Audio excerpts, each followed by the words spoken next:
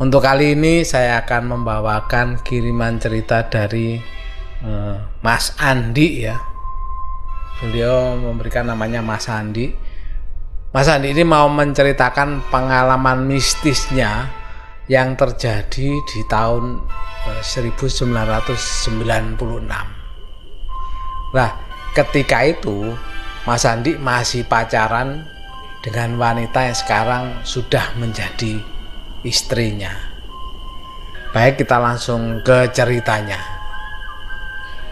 Pengalaman mistis ini terjadi sekitar tahun 1996. Kala itu Mas Andi masih pacaran ya dengan seorang wanita yang alhamdulillah sekarang sudah menjadi istrinya. Karena masih pacaran ya, bisa dibilang saat itu kan masih sayang-sayangnya kalau istilah anak muda zaman sekarang ya. Makanya tiap malam itu Mas Andi itu selalu jemput istrinya kalau pulang kerja di perusahaan ya, jadi perusahaan istrinya ini. Bahkan nggak cuma jemput aja, sekadang juga mengantar juga, jadi antar jemput lah istrinya kalau berangkat maupun pulang kerja itu. Memang kebetulan tempatnya deket sih, tempat tinggal Mas Andi dengan perusahaan tempat pacarnya kerja ini. Makanya Mas Andi kalau ngantar atau jemput itu cuma jalan kaki aja menuju tempat kerjanya pacarnya ini. Seperti malam-malam sebelumnya ya, malam itu Mas Andi ini memang berencana menjemput pacarnya pulang dari kerjaan tempat kerjanya. Dan seperti biasanya pula Mas Andi ini kan juga jalan kaki untuk jemput itu. Dan juga Mas Andi sangat ingat waktu itu adalah hari Kamis malam Jumat Kliwon. Tapi Mas Andi gak mau tahu lah ingat nih, karena kan setelah kejadian itu makanya diingati kejadiannya kapan. Sebenarnya sih nggak nginget-nginget waktu itu. Sambil jalan Mas Andi ini kan pakai Walkman, karena memang zaman dulu kan belum ada HP kayak sekarang ya, HP canggih-canggih ya. Nah, beliaunya ini lagi dengerin lagu-lagu. Lah pas saat mulai jalan, di tengah perjalanan Mas Andi ini merasa kok ada sesuatu yang aneh gitu loh pada waktu dia jalan kaki ini. Nggak seperti hari-hari sebelumnya, karena hari sebelumnya kan nggak tahu, mungkin nggak merhatikan atau apa, tapi kali ini Mas Andi merasakan aneh. Karena apa? Perasaan Mas Andi, jalanan kok waktu itu begitu sepi sekali katanya, dan anginnya itu berembus agak kencang. Kalau ngomong jam ya, malam itu kira-kira sekitar pukul 11 malam lah. Tapi karena merasa samalah dengan malam-malam sebelumnya, Mas Andi ya cuek aja sambil jalan. Tetapi semakin dirasakan, kan maunya kan cuek, semakin dirasakan Mas Andi merasakan ada yang lebih aneh lagi. Karena malam-malam gitu biasanya kan suara kata jangkrik itu terdengar walaupun sepi. Tetapi kali ini Mas Andi nggak dengar sama sekali. Jadi suara-suara itu memang sepi ya, umum lah. Sepinya itu biasanya kan dibarengin dengan suara-suara hewan malam itu. Tapi suara-suara itu bener-bener hilang. Jadi tiba-tiba hilang, nggak ada suaranya sama sekali. Hening yang dirasakan Mas Andi ini. Bahkan Mas Andi juga dalam hati mengucap, ada apa ini? Sambil meyakini perasaan aneh yang dirasakan. Nggak lama setelah itu Mas Andi ini merasakan ada bau. Jadi ada bau seperti bakaran ketela pohon. Begitu bau seperti itu dengan kondisi hening, langsung dalam hatinya Mas Andi dek gitu ya. Dalam hatinya mulai berpikiran macam-macam. Pasti ada sesuatu ini. Kok tiba-tiba di tengah gang sepi kayak gini, kok ada bau yang ya kalau dibilang umum sih, tapi kalau nggak sepi ya, tapi kalau kondisi sepi ini jadinya nggak umum lagi. Karena apa? Setelah bau bakaran ketela pohon itu, gak lama kemudian baunya itu ganti. Jadi baunya itu berganti jadi bau bunga melati. Merasakan itu bukan main. Mas Andi sudah nggak bisa dibilang ini hal yang nggak bisa dicuekin. Makanya makin gak karu-karuan lah pikirannya Mas Andi ini. Karena baru pertama ini, selama ini Mas Andi bolak-balik jemput pacarnya ini nggak pernah ada seperti. Dan yang lebih aneh lagi, sudah sepi, hening. Biasanya jalan itu kan juga nggak sepi-sepi amat gitu loh. Jadi malam itu Mas Andi merasakan juga tidak ada satupun kendaraan yang lewat. Bayangkan ya, biasanya kan lewat situ sudah apal betul bahwa sebentar pasti ada kendaraan lewat. Tapi malam itu benar-benar hening, sepi, tidak ada satupun kendaraan yang lewat. Jadi komplit lah perasaan Mas Andi, kecurigaan Mas Andi ada sesuatu malam itu. Tapi karena sudah dekat dengan perusahaan tempat pacarnya bekerja, oh ya, posisi perusahaan ini kalau dari tempat Mas Andi berjalan ya, itu tempatnya itu di seberang jalan. Jadi di seberang jalan seperti perusahaan pada umumnya, di depannya itu kan pasti ada pos security-nya yang menjaga perusahaan itu. Karena sudah dekat, otomatis Mas Andi ini kan mesti nggak menoleh ke arah perusahaan itu, tempat dia mau menjemput pacarnya itu. Lah, pas menoleh ke sana, tiba-tiba dari depan seberang jalan itu ya, Mas Andi itu samar-samar melihat ada sesosok anak agak besar ya, mungkin seumuran anak SD kelas 6 ya. Dan jalannya itu agak nggak tenang. Kan ini malam, kan aneh gitu loh, ada anak sekitar kelas 6 malam-malam masih di luar. Lah, anak itu jelas sekali kelihatan tidak tenang karena sudah jalannya dan gak tenang, terus noleh kiri dan kan seperti resah gitu loh. Karena penasaran, Mas Andi kan mulai fokus melihat siapa sih anak itu. Begitu melihat, fokus melihat wajah anak itu, kok seperti ada yang aneh. Apa aneh? Yaitu telinga anak itu lancip. Dan supaya biar nggak diketahui kalau Mas Andi lagi memperhatikan ya, makanya Mas Andi itu sembunyi di balik bak sampah beton di seberang jalannya anak itu, kan anak itu di seberang ya. Dan lebih memperhatikan lagi. Begitu diperhatikan benar-benar, selain matanya yang kupingnya yang lancip, ternyata mulutnya itu juga lancip. Dan yang bikin Mas Andi ini merinding ya melihat anak itu, ternyata matanya anak itu cuma satu ada di tengah atas hidungnya.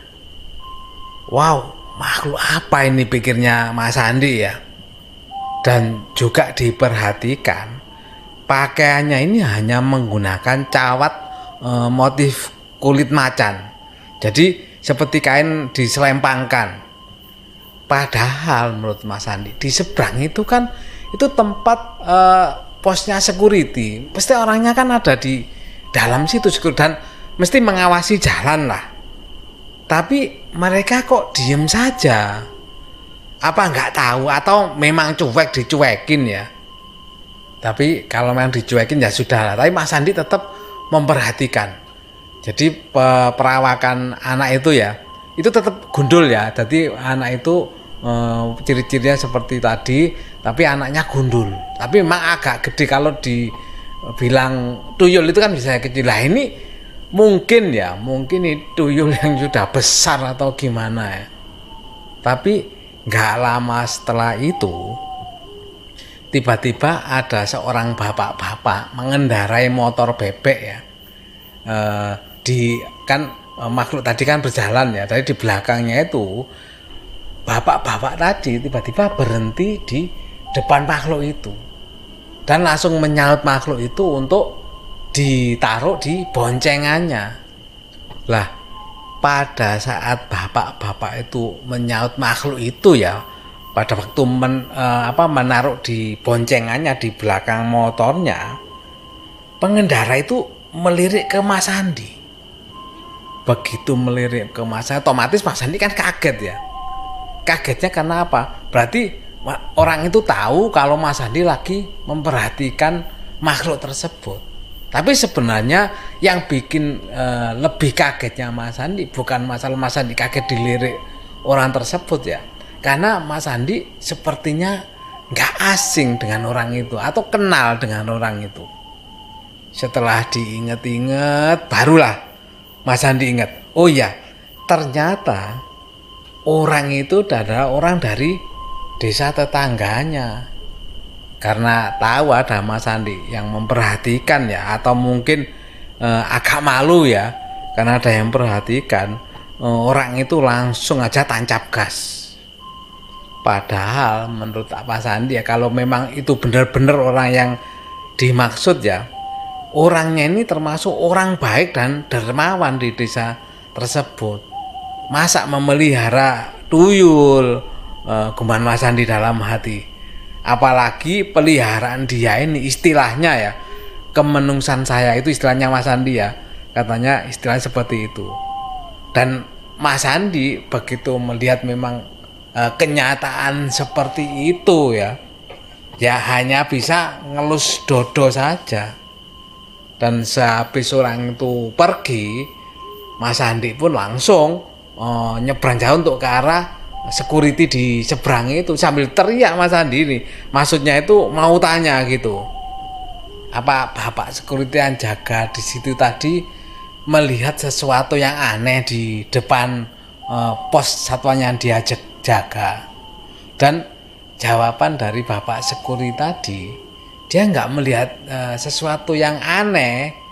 Dan beliau juga bilang bahwa memang tadi dia melihat ada seseorang bapak-bapak mengendarai motor itu tiba-tiba berhenti di pos security tersebut. Nggak tahu kenapa katanya, nggak tahu kenapa habis berhenti kok langsung tancap gas. Nah sebenarnya nggak diperhatikan sih sama bapak-bapak security di situ. Cuma yang diperhatikan habis berhenti nggak lama langsung tancap gas itu jadi perhatian. Dan Mas Andi juga menanyakan apa melihat ada seseorang yang digonceng sama bapak-bapak pengendara motor tadi.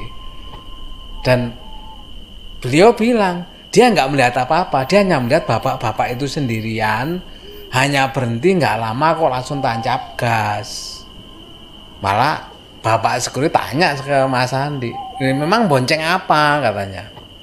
Begitu mendapat pertanyaan balik, perasaan Mas Andi langsung dek ya di dalam hati ya. Berarti orang-orang di situ nggak melihat ada penampakan tadi itu.